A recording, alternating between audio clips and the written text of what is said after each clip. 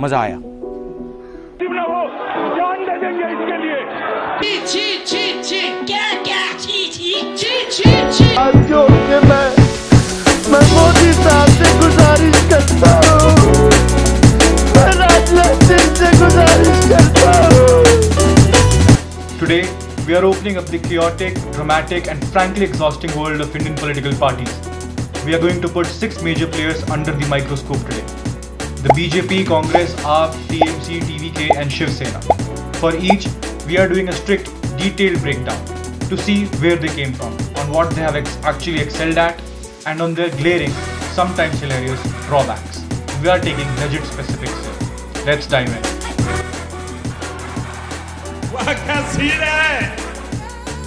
Let's start with the current juggernaut born in 1980 from the ashes of the Bharatiya Janata. The BJP spent its early days largely on the political fringes. It was not until L.K. Advani's Rath Yatra in the 90s and Atal Bihari Vajpayee's moderate coalition building charm that they became a formidable central force. From winning just 2 Lok Sabha seats in 1984 to establishing absolute electoral dominance in the 2010s and 2020s, their rise has been relentless and highly calculated. What does the BJP excel at? 2 words: electoral machinery. They fight local municipal elections with the exact same intensity and funding as national ones. Their execution of massive infrastructure projects and direct benefit transfers is undeniably sharp. And just look at their historic May 2026 performance in West Bengal. They utterly dismantled the ruling regime, winning 206 seats and forming their first ever government in the state. That takes insane organizational skill. But what's wrong with them? First, the infamous washing machine effect. You can be the most corrupt politician in the country, but the moment you join the BJP, your past sins are magically scrubbed clean by the central investigative agencies. Second, they have a massive centralization problem. Everything is controlled by the top brass in Delhi, which frequently stifles regional leadership. Case in point, their top leadership's complete inability to understand the cultural nuances of Tamil Nadu, which literally pushed their most promising state leader, K. Annamalai, to resign in June 2026. Third, they rely way too heavily on polarizing narratives when their economic engines sputter. You can't build roads on just rhetoric, and aggressively pushing a one-size-fits-all national identity continually backfires in non-Hindi speaking states. थोड़ा सा मार दीजिए, एक बार मार दीजिए. The Grand Old Party, the Indian National Congress, founded way back in 1885, Congress was basically the default setting of Indian politics. For over a century, they led the freedom struggle and drafted the architecture of modern India. For a long time, being Indian simply meant voting Congress. But how have the mighty have fallen into a comfortable loop of nostalgia? What they've historically excelled in is institutional building. IITs, ISRO and rights-based legislations like RTI and Manrega happened under their watch. And despite every political pundit writing their obituary every 5 years, they have incredible survival instincts. Just look at the May 2026 Kerala elections, where the Congress-led UDF swept the state with 102 seats, entirely flipping the script on the left. When they actually allow strong regional leaders to take the wheel, they can still deliver the massive electoral knockouts. So, what is their drawback? 50% of their problem is the High Command's absolute obsession with dynasty politics. They function less like a modern political party and more like a feudal durbar waiting for the prince to give orders. They're terrible at controlling the narrative, usually just reacting to BJP's agenda rather than setting their own. There is a staggering lack of internal democracy. Talented grassroots leaders are frequently sidelined for yes men. Their ideological messaging is incredibly confusing. Are they soft Hindutva today or hardcore secular? Pro-corporate or anti-wealth? This identity crisis alienates voters. They often act like they're inherently entitled to power, forgetting they actually have to hit the ground and earn it. ये भी परेशान हो गए, हम भी परेशान हो गए, करो फिर. हमारी पावर है, जब तक The Aam Aadmi Party, the disruptors, born out of the massive 2011 India Against Corruption movement, Arvind Kejriwal launched Aam Aadmi Party in 2012. They were the ultimate underdog story activists, muffler caps taking down political giants. They promised a brand new kind of politics, free from VIP culture, and stunned everyone by capturing Delhi and later sweeping Punjab. Aam Aadmi Party excels at fundamental urban governance. Their focused work on Delhi's public schools and the Mohalla Clinic healthcare model was genuinely revolutionary. They figured out a hyper-localized welfare model, free electricity, free water and women's free bus rides. That forced even the BJP and Congress to copy their homework. They successfully packaged the Delhi model and exported it to Punjab, becoming a rare regional party to rule multiple states within a decade of existence.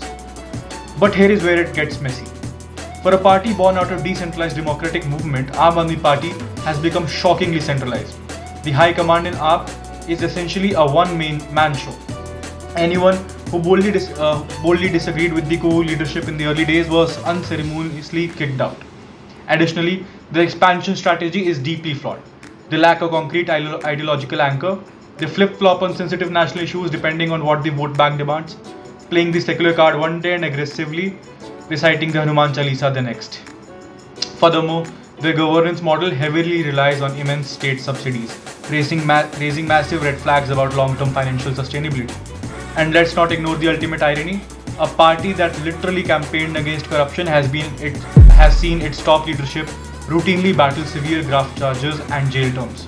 The moral high ground they started on has completely eroded. Humba humba ramba ramba kamba kamba dumba dumba bumba bumba.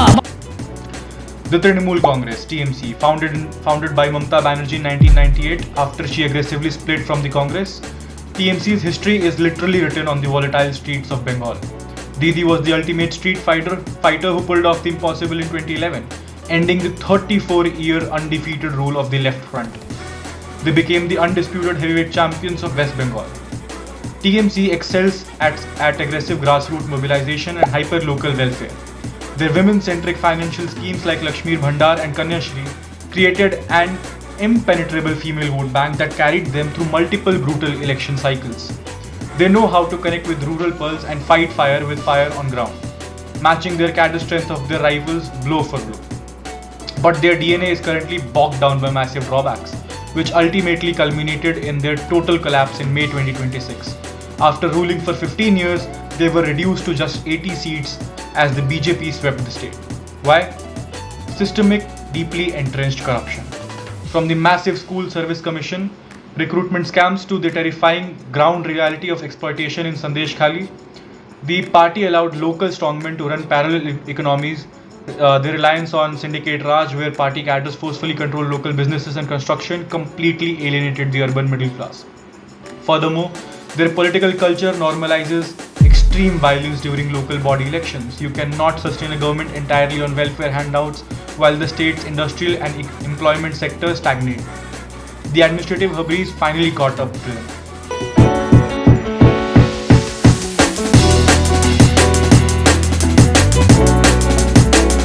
Let's talk about the absolute newest sensation founded by the Tamil superstar Thalapathy Vijay on Feb 2, 2024, TVK.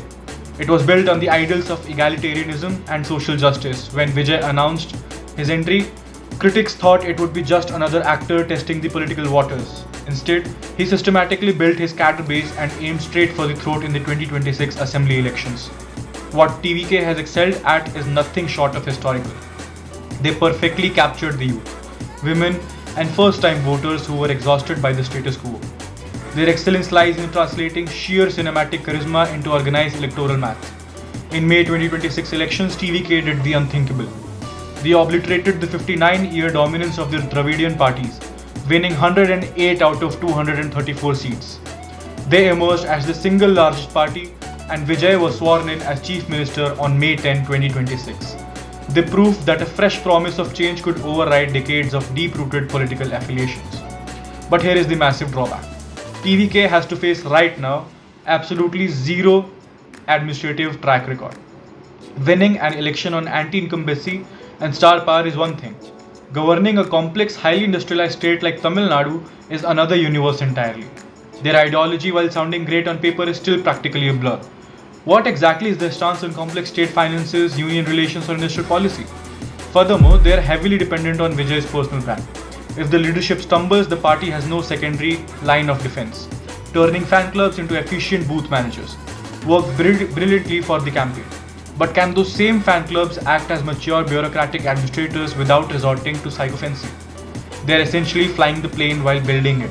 After the bombs arrests were made. I am a Hindu, a mad Hindu. You call yourself mad? Finally, The Shiv Sena, founded in 1966 by the roaring Balasaheb Thackeray. It started as a militant movement for the Marathi Manus, the sons of the soil, fighting for the local jobs in Mumbai. By the late 80s, it aggressively pivoted for staunch Hindutva. For decades, the Sena controlled Mumbai through absolute street dominance and a palpable fear factor that no one dared cross. Their excellence lies in the micro-level grassroots network known as the Shakha. The model ensures that a Shiv Sena worker is available in every single lane of Mumbai, solving local issues from water cuts to hospital admissions instantly. The governance of the Brihan Mumbai Municipal Corporation (BMC), the richest civic body in India, gave them massive financial muscle. No party understands the emotional and chaotic pulse of Mumbai quite like the Sena. The drawbacks, however, have literally split the party in half. Over time, the party diluted its core, aggressive identity for the sake of power, eventually breaking its oldest alliance to form the Mahavikas Aghadi with the ideologically opposed parties like the Congress and NCP. This ideological compromise deeply alienated their hardcore base, leading to the massive rebellion.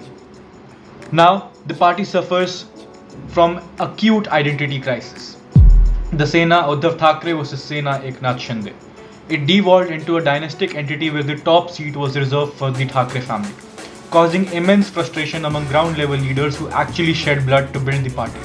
The legendary unsellable fear factor of Balasaheb era is entirely gone, replaced by the endless courtroom battles over who gets to keep the bow and arrow symbol. So, there you have it. 6 parties, all brilliant at winning power in their own unique ways, yet all fundamentally flawed in how they handle it once they get there. As we always conclude in our debates, democracy is not about finding the perfect party, it's about holding the deeply flawed ones accountable. If you have enjoyed this deep dive, hit that like button, subscribe for the more political breakdowns, and let me know in the comments which party's drawbacks do you think are the hardest to fix. This is Vinayak, signing off.